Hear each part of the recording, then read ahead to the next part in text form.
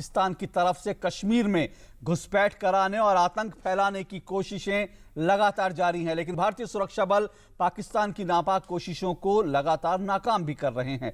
आज नियंत्रण रेखा के पार से उड़ी सेक्टर में पाकिस्तान की तरफ से आतंकवादियों को घुसपैठ कराने की कोशिश की गई, लेकिन भारतीय सुरक्षा बलों ने तत्परता से जवाबी कार्रवाई की और 5 आतंकवादियों को मार गिराया। इधर बडगाम और कुछ अन्य इलाकों में पत्थरबाजों ने सीआरपीएफ के वाहनों पर हमला किया, जिसके बाद जवाबी कार्रवाई में 5 लोगों की मौत हो गई।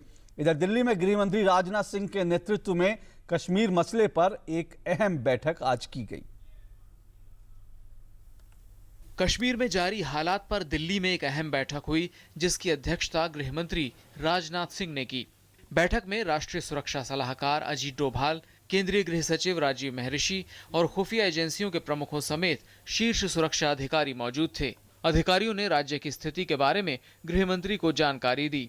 हिजबुल मुजाहिदीन आतंकवादी बुरहान वानी के मारे जाने के बाद पिछले 1 महीने से अधिक समय से घाटी के कुछ इलाकों में अशांति है। सूत्रों के मुताबिक उन्होंने अधिकारियों को राज्य में जल्द से जल्द शांति बहाल करने की कोशिश करने का निर्देश दिया। साथ ही उन्होंने नागरिकों तथा सुरक्षा कर्मियों के हताहत होने की स्थिति को टालने पर भी बल दिया। गृह मंत्री को उरी सेक्टर में नियंत्रण रेखा पर घुसपैठ के प्रयास के बारे में विस्तृत जानकारी दी गई।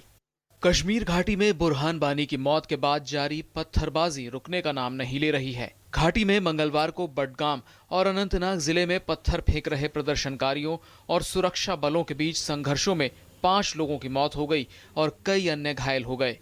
पुलिस के मुताबिक बडगाम जिले के मागम के अरी पठान इलाके में सीआरपीएफ के एक वाहन पर युवकों के एक समूह ने पथराव किया।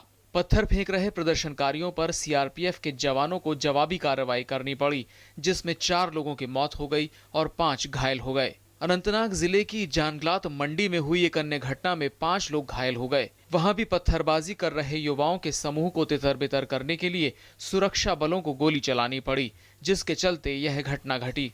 दरअसल हाल के दिनों में घाटी के कुछ जिलों में ये ट्रेंड देखा जा रहा है कि कुछ युवक सुरक्षा बलों पर पथराव कर रहे हैं, जिसके बाद सुरक्षा कर्मियों को बचाव में गोलीबारी करनी पड़ती है। सोमवार को लाल किले से देश को संबोधित करते हुए पीएम ने भी गुमराह युवकों को हिंसा छोड़ मुख्य धारा में लौटने की अपील की थी। पिछले कुछ दिनों से बलूचिस्तान के लोगों ने, गिलगिट के लोगों ने, पाक ऑक्युपाइड कश्मीर के लोगों ने, वहां के नागरिकों ने जिस प्रकार से मुझे बहुत बहुत धन्यवाद दिया है, ऐसे दूर सुदूर बैठे हुए लोग हिंदुस्तान के एक प्रधानमंत्री को अभिनंदन करते हैं, उसका आदर करते हैं, तो मेरे 125 करोड़ देशवासियों का आनंद है। हिंसा के साथ ही कश्मीर में पाकिस्तान की ओर से घुसपैठ भी रुक नहीं रही है। उरी सेक्टर में सोमवार को नियंत्रण रेखा पर घुसपैठ की कोशिश को सुरक्षा बलों ने नाकाम कर दिया और 5 आतंकवादियों को मार गिराया। मुठभेड़ स्थल से हथियार, विस्फोटक आदि बरामद किए गए हैं। हमें तो चौकन्ना हर रोज रहना है, क्योंकि किसी भी दिन ये मौका पाकर कर अंदर आ सकते हैं। तो मैं ये नहीं कहूँगा कि कोई खास खबर हमारे पास इनके बारे में थी। हम पहले की तरह कल भी चौकन्ना थे और उस चौकन्नेपन के कारण ही हम इनको कल मार गिराने में कामयाब रहे।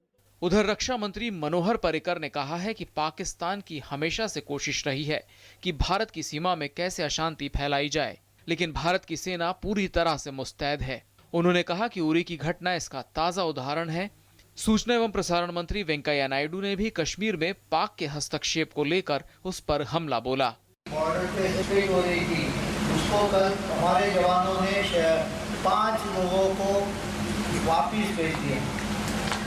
पाकिस्तान में जाना और नरक में जाना एक ही है। There is an elected government for over the years in Jammu and Kashmir. So how can anybody interfere in this? There is no question of accepting any external interference in the affairs of India.